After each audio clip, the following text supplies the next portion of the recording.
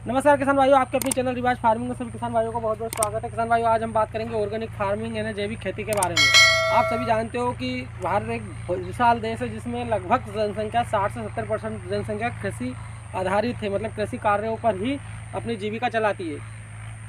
लेकिन कुछ दशक पहले की बात कर लें हम, तो उस टाइम पे जो खेती की जाती थी और अब के टाइम पे जो खेती की जाती है, इसमें ज़मीन आसमान का अंतर आ चुका है। उस टाइम पे रासायनिक खेती का बिल्कुल नामो निशान नहीं था। 1960 से पहले बात कर ले, 1960-70 से पहले की जो बात करें तो रासायनिक खेती का नामो निशान नहीं था। लेकिन अब रासायनिक खेती इतनी बढ़ चुकी है जिससे हमें कई बीमारियों का सामना करना पड़ रहा है। तो आज इसलिए हम जैविक खेती की तरफ बढ़ेंगे और जैविक खेती के बारे में हम विस्तार से चर्चा करेंगे। तो आइए हम करते हैं जैविक खेती के बारे में बात। तो ऑर्गेनिक खेती जो खेती का एक मुख्य रूप से जो पशु के गोबर, जो पूर्व फसल अपन ने काट के जिसका अवशोषण बनता है, उससे बनाई हुई खाद पे उससे बनाई हुई खाद से जो खेती करते हैं उसको ऑर्गेनिक खेती बोलते हैं। जिसमें मतलब धान की पाली, अब जैसे हमारे यहाँ भी, अब मेरे पीछे बैकग्राउंड में देखते हो गेहूँ, अभी गेहूँ की जैसी गेहूँ कटेंगे, इसके बाद में इसमें हम जो हमको पशु के लिए मतलब भूसा चाहिए उसका भूसा बनवा कर बाकी लोटर बेटर कर देंगे और मूंग बो देंगे। इसके लिए हैप्पी सीटर है, लोटर बेटर है, बहुत सी मशीन आ चुकी है जिससे करने के बाद आप डायरेक्ट बोनी कर दोगे तो वो ज़मीन में ही रह जाएगी, जिससे वो सड़ गल के खाद जरूर बनेगी। क्योंकि मूंग काटे हम इसको प्लाव कर देंगे तो ये बचा हुआ अवशोषण रहेगा, जैसे मूंग का और ये गेहूँ का जो भी रहेगा, ये सब 1 फीट ज़मीन के नीचे चल जाएगा। अगली बार जब करेंगे तो वो वापस एक खाद, जैविक खाद के रूप में हमें सोना, काला सोना जिसे ब्लैक गोल्ड बोलते हैं, उसके रूप में हमें प्राप्त होगा। तो इसके बारे में मैं आपको बताऊंगा जब ये गेहूँ कट के मूंग बुआएगा और मूंग कटने के बाद में ये प्लाव होगी और उस प्लाव के नीचे ये दबेगा और जो दबा हुआ है वो बाहर आएगा, वो उसके बारे में आपको बताऊंगा कैसे रहता है वो। तो किसान भाई हम बढ़ लेते हैं वीडियो में आगे। क्योंकि ऑर्गेनिक खेती की और ऑर्गेनिक खेती से जो की जाने वाली जो फसल पैदा होती है उसकी मार्केट में हमेशा रेट ज़्यादा रहता है। क्योंकि ऑर्गेनिक खेती और रासायनिक खेती से इसका मतलब टेस्ट अलग रहता है। अगर आप किसान भाइयों अपने, जैसे आप थोड़ी सी ज़मीन में ऑर्गेनिक खेती करके देखिए, 1-2 एकड़ मतलब जैविक खेती से करके, और उसके अनाज को आप खाइए, खुद खाइए, और बाद में रासायनिक वाला खा के देखिए, दोनों में कितना अंतर लगेगा, खाने में स्वाद मतलब अंतर आ जाएगा। तो इसलिए ऑर्गेनिक खेती के ये फ़ायदे हैं। और थोड़ी पैदावार कम मिलेगी लेकिन धीरे धीरे पैदावार बढ़ेगी। अगर आप ऑर्गेनिक खेती में भी आप अच्छे से मेहनत करोगे तो बिल्कुल उतनी पैदावार आप जैसे रासायनिक खाद में ले रहे हो उतनी पैदावार जैविक खेती में भी ले सकते हो। तो ऑर्गेनिक खेती करने के लिए महत्वपूर्ण बिंदुओं पर आपको ध्यान देना होगा। सबसे पहले अपनी मिट्टी की जांच करवा लें कि भैया मिट्टी में किस तत्व की कमी है, वही तत्व डालें। यह नहीं कि ज़रूरत तो जिंक की और आप डाल रहे हो सुपर, नहीं, पहले ज़मीन की मिट्टी की अच्छी तरीके से जांच करवाओ। कहीं भी सरकारी प्राइवेट जैसे भी आपके यहाँ अवेलेबल है उस लैब में जाके उसकी जांच करवा लो, जिससे मिट्टी की पूरी तरीके से पता चल जाए भैया इसमें किस चीज़ की मात्रा कम है, उसी चीज़ की कितना % डालना है, कितना नहीं डालना। मेन पॉइंट ये रहेगा। जैविक खाद बनाने का आप घर पे कैसे बनाएं। वैसे ज़्यादातर जिन किसान भाइयों ने तो मालूम होगा, क्योंकि उनके यहाँ मतलब पहले की होगी जो थोड़ी उम्रदार है। बाकी जो नई पीढ़ी आ रही है उन्होंने थोड़ी देखा कैसे होता है जैविक खाद कैसे बनता है। तो ऑर्गेनिक या जैविक खेती के खाद बनाने के लिए आपको पर्याप्त मात्रा में जैविक खाद की होना आवश्यकता है। इसके लिए आपको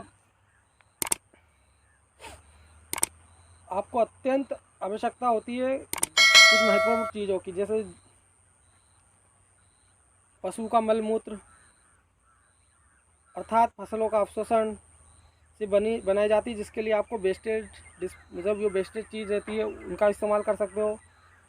और 3 से 6 माह में खाद मतलब बन के तैयार होता है। इसके लिए आप एक गड्ढा कीजिए जिसमें एक पॉलीथीन बिछाइए। वो पॉलीथीन में पहले गोबर का खाद डाल दी मतलब गोबर डाल दीजिए, ऑप्शन डाल दीजिए, और फिर उसमें उसे 1 महीने के लिए ढक के छोड़ दीजिए। फिर ढक के छोड़ने के बाद में उसको 1 महीने बाद हो सके खोल के और अच्छे से मिला के और फिर ढक दीजिए। ऐसे ही मतलब उसको साल मतलब 6 महीने में 2-3 बार कर दीजिए, और वो फिर 1 साल के अंदर अंदर वो खाद, जैविक खाद आपके लिए बनकर तैयार हो जाएगा, जिससे आप अपनी फसलों में डालकर अच्छा पैदावार ले सकते हो। अब एक एक तकनीक और है जिससे बोलते हैं, वो केचुए वर्मी कंपोस्ट केचुए खाद। इसके लिए आपको केचुए को किसान का मित्र भी बोला गया है। अगर आप इससे करते हो तो आपको 2 से 5 किलो केचुआ गोबर और नीम की पत्तियों को मिलाकर ऐसी मतलब ठंडी जगह यहाँ पर छाँव बन रही है ऐसी जगह में छोड़िए और टाइम टाइम पे पानी दीजिए, जितना आपको लगे उतने हिसाब से कि 1 एकड़ में अपने को 2 किलो के एक एकड़ में बनाने के लिए हमें मतलब 2 किलो केचुआ का छोड़ दो, 1 एकड़ का बना देगा। 1 एकड़ से ऊपर 2-2.5 एकड़ तक का वो, क्योंकि वो एक दिन में अगर 1 किलो केचुआ है तो वो 1 किलो ही खाद आपको बना के देगा। अब हम बात कर लेते हैं हरित खाद की। तो हरित खाद बनाने के लिए ऑर्गेनिक खेती में जो हरित खाद कैसे बनती है, तो जो अपने फसल का मैंने पहले ही बताया था, जैसे इसका जो अब वेस्टेज बचेगा इसको मैं यहीं रखूँगा। और हमारे अभी मार्च में मूंग की बोनी होगी तो इसको लोटर बेटर करके पहले तो मेरे को जितना लगेगा उतना भूसा ले लूँगा कि मेरे को जितना भूसा बनवाना है उतना भूसा बनवा के बाकी भूसे को जो रीपर आती है उससे बारीक करके मतलब पीछे ट्राली नहीं लगाएंगे, उसको खोल के वो पूरे खेत में घुमा देंगे, जिससे जो बचा हुआ जो रहेगा वो खेत में ही उड़ जाएगा। और बाकी फिर लोटर बेटर करके या हैप्पी सीडर से हमारे मूंग बो के मूंग की कटाई करने के बाद में प्लाऊ कर देंगे, सब नीचे दब जाएगा। साल भर वही फिर 1 साल की प्रक्रिया, कुछ भी नहीं करना। जब निकालेंगे जब वही ब्लैक गोल्ड निकलेगा, जिसके बारे में आपको ज़रूर बताऊंगा, अपनी वीडियो में ज़रूर चैनल पर डालूंगा, इसलिए चैनल को सब्सक्राइब करके बेल आइकन दबा दो।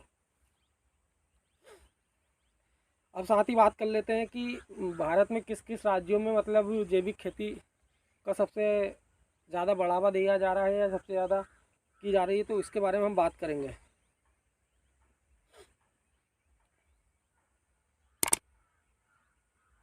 भारत में एक ऐसा राज्य है, भारत में क्या पूरे विश्व में एक ऐसा राज्य है सिक्किम, जो देश में जिस राज्य में 100% ऑर्गेनिक खेती की जाती है। यहाँ की सरकार ने रासायनिक खाद को डालने पर बैन लगा रखा है, वहाँ पर जुर्माना है। तो करीबन वहाँ का क्षेत्रफल की बात कर ले हम तो 7,29,900 हेक्टेयर है, जिसमें मात्र पूरे में मतलब जैविक खेती से भी पूरे सिक्किम में पूरे जैविक खेती का सही का मतलब खेती की जाती है। और वहाँ का जो रासायनिक खाद डालने में लगभग 66,000 रुपये का जुर्माना है। अब बात कर लेते हैं कि जैविक खाद में कौन कौन से तत्व कितने % पाए जाते हैं केचुए खाद में और गोबर के खाद में। तो नाइट्रोजन की बात कर ले तो 1% से लेके 1% 60 पॉइंट केचुए के खाद में नाइट्रोजन पाया जाता है। वही गोबर के खाद की बात कर ले तो 0.40 से लेके 0.75 गोबर के खाद में नाइट्रोजन पाया जाता है।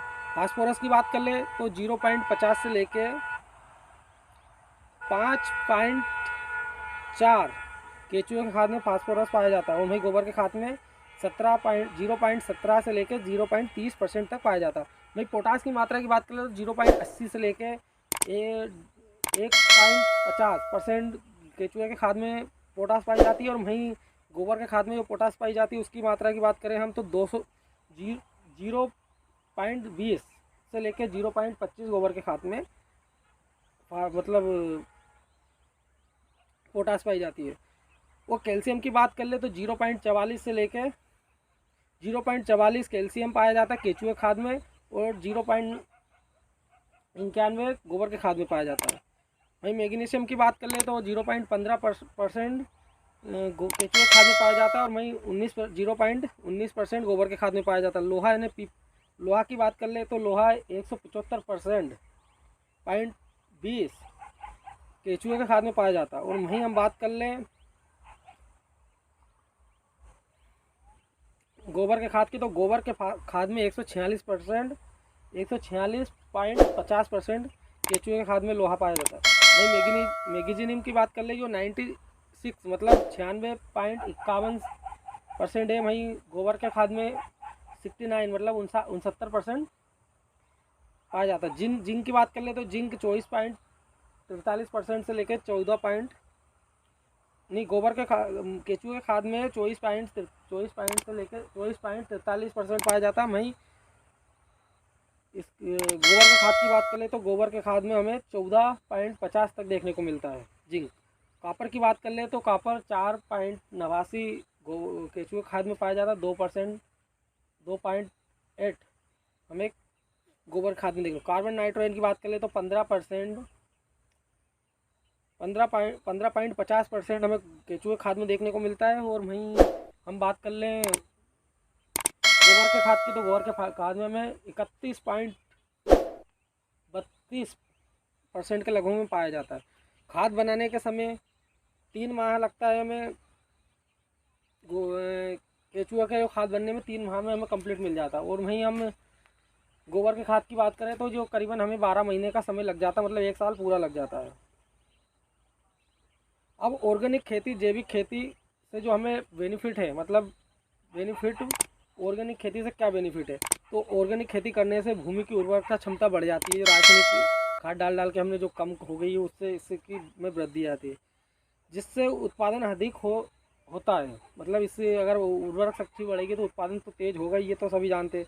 और जैविक खेती से पर्यावरण प्रदूषित नहीं होगा, अर्थात पर्यावरण प्रदूषित नहीं होगा तो संतुलन बना रहेगा। बेमौसम बारिश वैसे ही नहीं होनी है। बेमौसम जो सब चल रहा है ना कि भैया गर्मी, ठंड में गर्मी पड़ रही है, गर्मी में ठंड लग रहा है, और गर्मी में बारिश हो रही है, ठंड में बारिश हो रही है, ओले पड़ रहे हैं, ये कम हो जाएंगे क्योंकि प्राकृतिक संतुलन बन चुकेगा।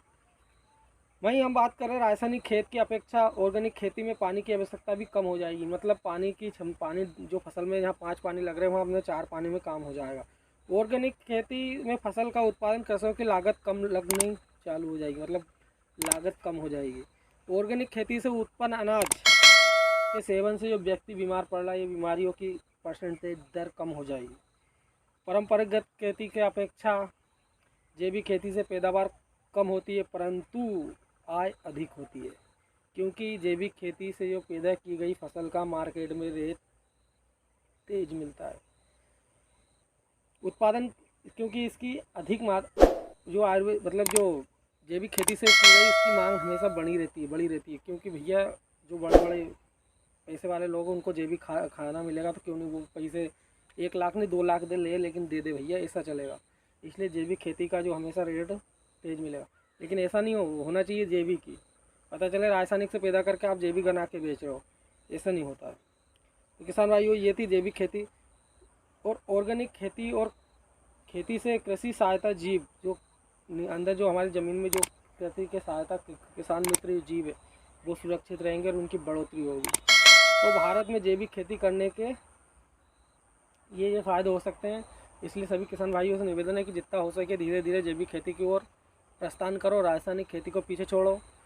मैं भी धीरे धीरे, मतलब काफ़ी रासायनिक खाद डाल रहा हूँ, लेकिन धीरे धीरे कम कर दिया। मैं कीटनाशक जो डाल रहा हूँ वो पूरी जैविक डालता हूँ, यूरिया कम कर दिया है, क्योंकि मैं हरित खाद अपने खेत में बनाता हूँ, इसमें ज़्यादा मेहनत नहीं लगती भाई। और ये वीडियो में आपको बताऊँगा किस तरह से खाद बनाई जाती है, इसलिए चैनल को ज़रूर सब्सक्राइब करके बेल आइकन दबा दें। धन्यवाद।